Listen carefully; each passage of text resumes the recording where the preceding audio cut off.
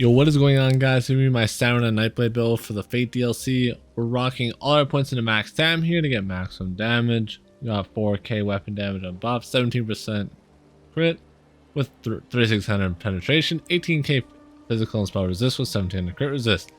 For our Mundustone, we are running the Shadow. I chose to run this because we're running a crit build, and the Shadow is insane for Mundustone. Gives you a lot of extra damage.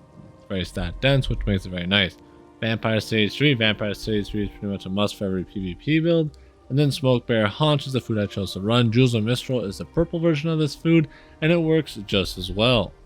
Our stats fully buffed up is 1700 mana recovery, 2400 stamina recovery, 5500 weapon damage, 35% crit, with 3600 penetration. Our physical and spell resistance go up to 27k on the front bar and 29k on the back bar. Crit damage, it does go up to 71%, fully buffed up, but it's at 61 right now. And for our critical healing, it is 30%. For our race, we are Khajiit. Khajiit is the only race I would run for this build, since we do want the extra crit damage Khajiit will give us. This passive right here gives you 12% critical damage and critical healing, which is very nice since we are a crit build.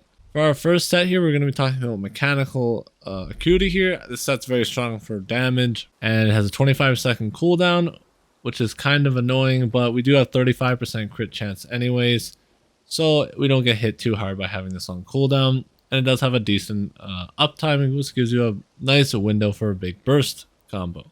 We're running Axes here to get the increased crit damage from the dual abilities right here. And right here, when you have Axes, increase your crit damage done by 6% for each one. So we have two that gives us 12%. Then running Charge here on our trait to get the extra sort of disease damage procs more often. And then Nerdhone on our other one, so we get more weapon damage total with the flame damage enchantment. These are enchantments I like to run. And our back bar set will be Wretched Vitality here with one powered and sturdy with max stam. Wretched Vitality is another insanely dense set, which has a bunch of stats in it. You get an insane amount of recovery for proccing a minor and major debuff, which procs off Pierce Armor. So it's very easy to have 100% uptime on this, which gives you a flat 400 extra recovery, both magic and stam, which is insane to have. It gives you a bunch of extra stats for basically free. Then we have a weapon damage cliff on our back bar here. I just like to run this so I get some extra weapon damage while I'm healing, so my heals hit harder. That's the same reason I like to run powered. I think power is better than defending. That's just my personal preference, but you can still run defending here if you want to. For our jewelry here, it's going to be all infused weapon damage. I tried Bloodthirsty. I didn't like it as much. I just rather have the flat damage, since we just have insane burst damage already, that I just rather have this. Plus, the infused also gives us an extra 6 stam recovery on each piece, which gives us more sustain, which is always nice to have.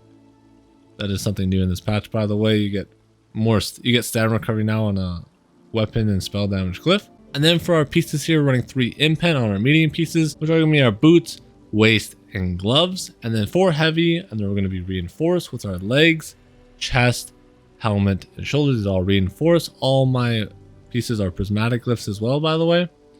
For our one piece, we're running trainee here just for the extra max health, and it's reinforced.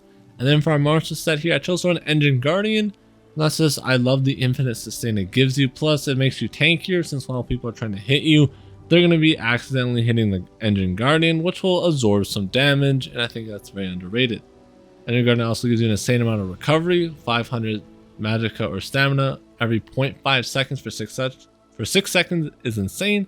And if it procs health, you don't need to worry about healing whatsoever, since it'll be healing you 4,000 health a second, which in PvP is 2k, which is just insane. So you just go on the offensive and not to worry about healing too much if you proc health. So every proc is useful, and I really like this set because it gives you just an infinite amount of sustain paired with Wretched Vitality. But if you want some more damage, Balorix is definitely another really good option. I just prefer Engine Guardian. It's totally up to you. You can run Balorix here or Engine Guardians, whatever you want. And then for our mythic, I run Sea Serpent Coil. I think this is just an insane mythic right now. You could run Mark and Ring if you want to, but I think Sea Serpent just too good to pass up right now, and I think it should maybe get nerfed. It's super good. It gives you a bunch of stats once again. It gives you Major Berserk, Major Curd, which increases your damage time by 10%, and your weapon and spell damage by 430. So this gives you an insane amount of damage, but you do get snared by 40%. Whenever you're at full health, you have to be at full health for this thing to proc.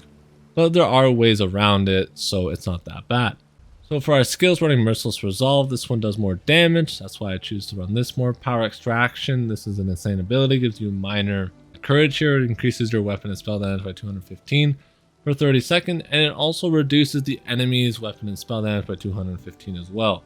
And this gives us our major brutality buff. Ambush here gives us minor vulnerability onto our opponent and minor berserk for 10 seconds. So this gives you an overall 10% damage buff against your opponent, which is very strong to have. And it's a gap closer, giving you some extra mobility, kind of removing the snare penalty from Sea Serpent, because you can just ambush around. And then surprise attack is our main spammable. Shadow Image here. I like to run Shadow Image because once again, it also helps us negate the penalty from Sea Serpent, since we can teleport around using a Shadow Image. And it gives minor main, reducing their damage done by 5% for 4 seconds, which is very, very strong as well. It makes us a little extra tanky.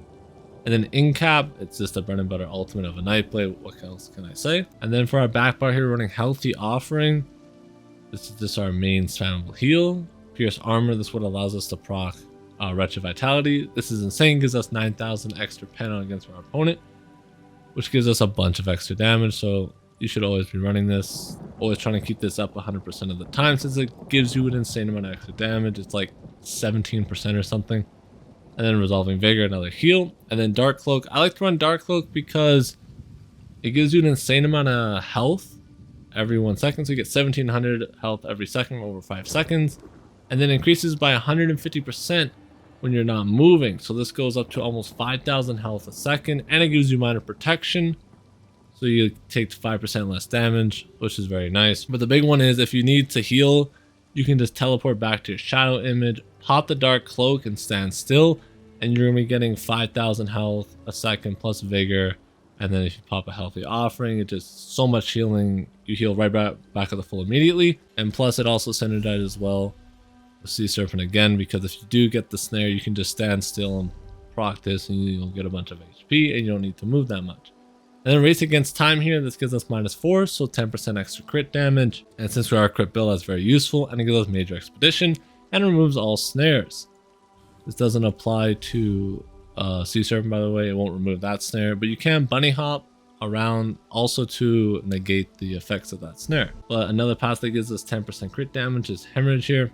Increase your damage by 10% when we have an assassin ability slotted, and we also get, minor savagery as well. Our flex spot for this build will be Shadow Image. You can choose to run, if you want, Camouflage Hunter here and run tripods. I'm running crit pots. I just prefer to run crit pots. You can run tripods though and run Camouflage Hunter here. But once again, that is totally up to you. Alright, then on to our CP passives. I chose to run Exploiters to deal 10% more damage to enemies who are off balance. Surprise Attack does proc this, so when you flank someone with Surprise Attack, you do set them off balance. So that's where we get this. That's where Exploiter comes from. It gives us 10% extra damage against those opponents. Deadly Aim increases damage with our single target ability, so all our abilities do 6% more damage. And then Mastered Arms deals 6% more damage with all our direct damage ability, which is once again all our abilities. And then I chose to run Ironclad here, so we reduce our damage taken by 6% from direct damage abilities. If you do want to go more damage, you can go Backstabber or Fighting Finesse here, since we do have a lot of crit. These two can definitely work as well, but I chose to run this because I just want to be a bit more tanky and get that extra survivability. And for a red tree here, Fortify, Survival Instinct here. This is an insane CP passive, gives you a bunch of cost reduction. Pain Refuge, you'll always have negative effects on these, so it gives us some nice extra damage reduction. And then Sustained by Suffering, when you have a negative effect on you, you get increased Magicka health and stamina recovery, so once again, it will always be a negative effect on you.